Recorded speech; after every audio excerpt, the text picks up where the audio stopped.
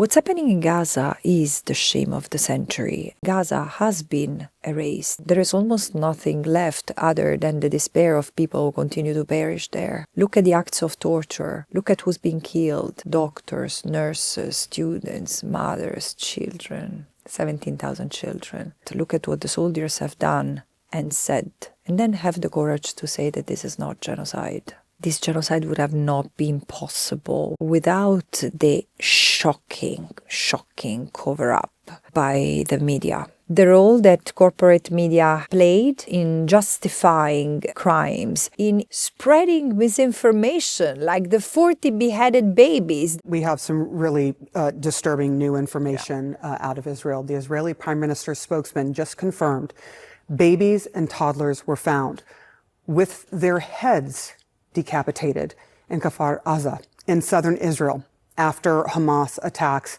in the kibbutz over the weekend. The basic ethical principles governing their profession. I choked up earlier reading this new revelation about 40 babies being killed. Oh my God. And some of them being beheaded. And I was like, how can any human being do that to a baby? The role of international media, of Western media in acting in defense of the acts of a genocidal state. This is unprecedented, but it's also revealing of the global situation we are facing, the fact that this is not just the genocide of the Palestinians committed by Israel. A number of Western countries are complicit, and so this is an opportunity to interrogate the system we live in, the checks and balances we have as a global community, how people in the West trying to stop the genocide have been repressed. There is momentum and goodwill to make a change, and people feel at loss because they look at their politicians who are in bad faith, especially those who claim to be human rights lawyers.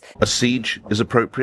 Cutting off power, cutting off water? Sakir? Well, I think that Israel does have that right. They know that you cannot advocate for starvation. They know that you cannot doubt that a genocide is ongoing where the International Court of Justice has recognized the plausibility of genocide. You should act upon the recognition of that plausibility. I'm well aware of the definition of genocide, and that is why I've never described this and referred to it as genocide. This genocide is also the consequence of the enduring impunity that Israel has been granted since its foundation. Israel has been allowed to violate hundreds of UN resolutions. And this is the result. A state that behaves as if it was above the law, and the state that becomes repressive against those who are trying to hold it accountable. Let me be clear.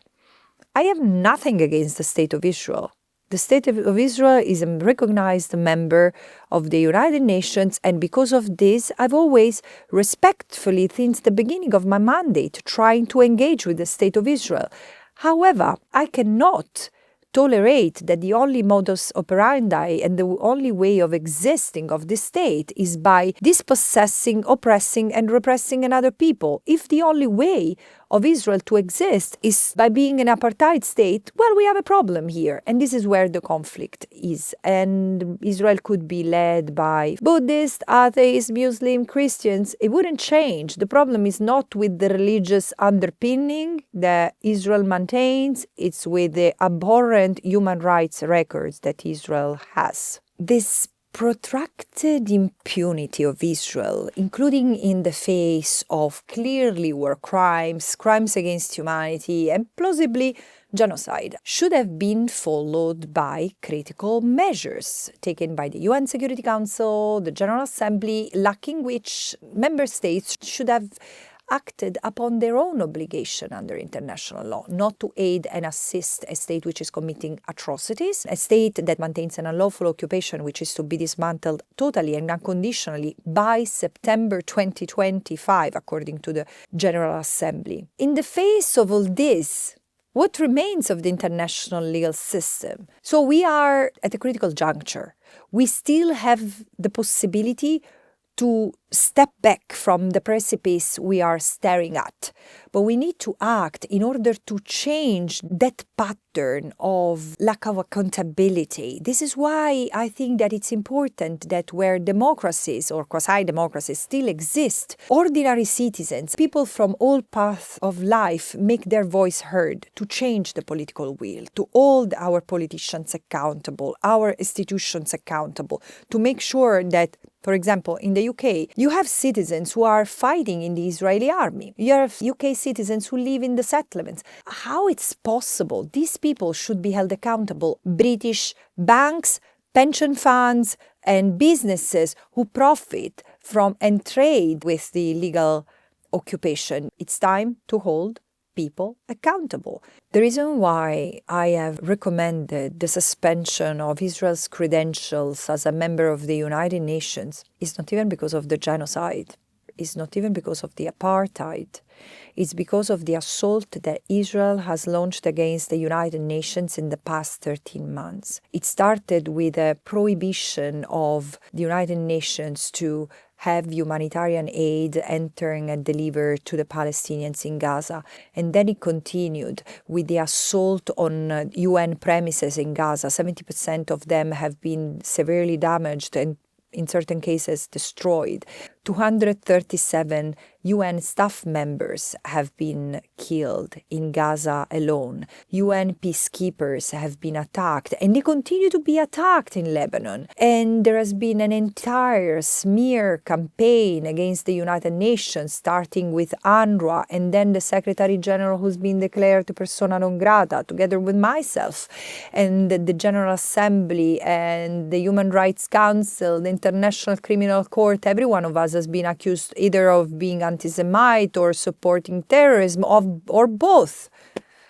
And recently, Israel even passed a law that prevents UNRWA from operating in Israel, which means inability to enter the occupied Palestinian territory. What is this? I mean, this is such an incredibly negative precedent that is going to give carte blanche to destroy the UN wherever they are. But I do think that no one has the hubris that has grown into Israel's veins because of 75 years of impunity that the United Nations have granted to this state. What is striking is the lack of empathy. If you cannot empathize with the Palestinians who have been killed in dozens of thousands and been maimed, their homes have been destroyed, there is nothing to return to, and they've lived for 1 year under constant bombing, moving from one place to another, really on survival mode. How cannot we empathize with them, with their tragedy?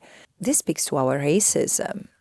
The double standard, the selective moral outrage, the selective indignation that we harbor is a reflex and is a function of how we have a hierarchy. Certain lives are more worthy than others. Clearly, the Palestinians do not rank very high. For many, it's dehumanization that leads to the commission of these atrocities and has justified the erasure of Gaza, the killing of Palestinians, including children, and even the torture and rape. This is one case in which we cannot miss the genocidal intent, which must be attributed to the state and its totality of conduct, its totality of crimes against the totality of the Palestinian in the totality of the land that Israel occupies. I like to remember the words of Primo Levi, a Holocaust survivor who took his life because he couldn't survive the apathy of the world he found out of the concentration camps. And he said, monsters are few. Atrocities happen because of the indifference of the many who do not ask questions.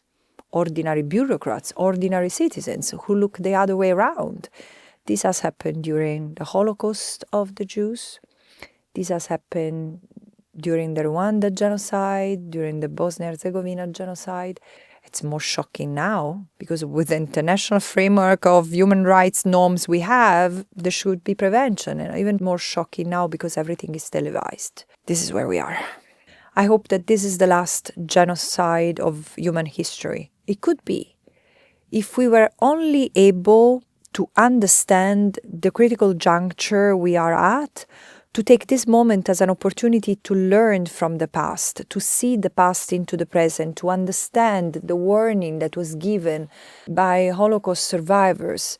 Never forget the past, because the forgotten past risks to become a new present. And this is what has happened in many respects. But also knowing that the international legal framework is not ineffective per se, is rendered ineffective by the lack of political will, which is a function of political connivance and interests. It's in our interest as a people, we the people, to make international law not just a promise but a reality, because we will miss it very much, especially us in the West, when human rights will be entirely eroded.